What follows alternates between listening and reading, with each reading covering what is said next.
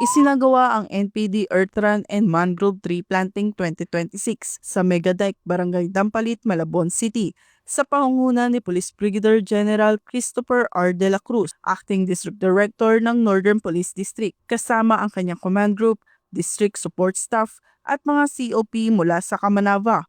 Dumalo rin bilang panauhing pandangal si Attorney Rafael Vicente R. Calinisan, Vice Chairperson and Executive Officer ng National Police Commission, kasama ang mga kinatawan mula sa Department of Environmental and Natural Resources, lokal na pamahalaan ng Malabon, at iba't ibang environmental advocacy group. Naging masigla ang programa mula sa Zumba Warm-Up, Fun Run na may 2 kilometers, 3 kilometers at 5 kilometers, awarding ceremony hanggang sa mangrove tree planting. Layunin ng aktibidad na palakasin ang kalusugan, pagkakaisa ng komunidad at kamalayan sa pangangalaga ng kalikasan. Sa kanyang mensahe, pinuri ni Attorney Calinisan ang NPD sa pangunguna sa ganitong inisyatibo at binigyan diin ang kahalagahan ng pagtutulungan ng pamahalaan at komunidad sa pangangalaga ng kalikasan.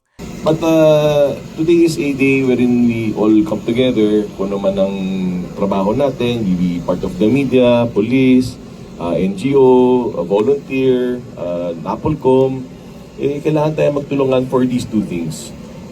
To help ourselves and help the environment. Hindi ito dapat isang araw lang. Dapat yung commitment na to, every day moving forward. We might have forgotten it in the past, like myself.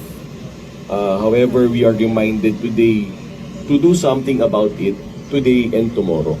Sa kabuuan, ipinakita ng Northern Police District na ang pagtutulungan ay susi, tumakbo para sa kaligtasan, magtanim para sa kinabukasan at kumilos para sa mas luntiang pamayanan. Dahil sa bagong PNP para sa bagong Pilipinas, serbisyong mabilis, tapat at nararamdaman.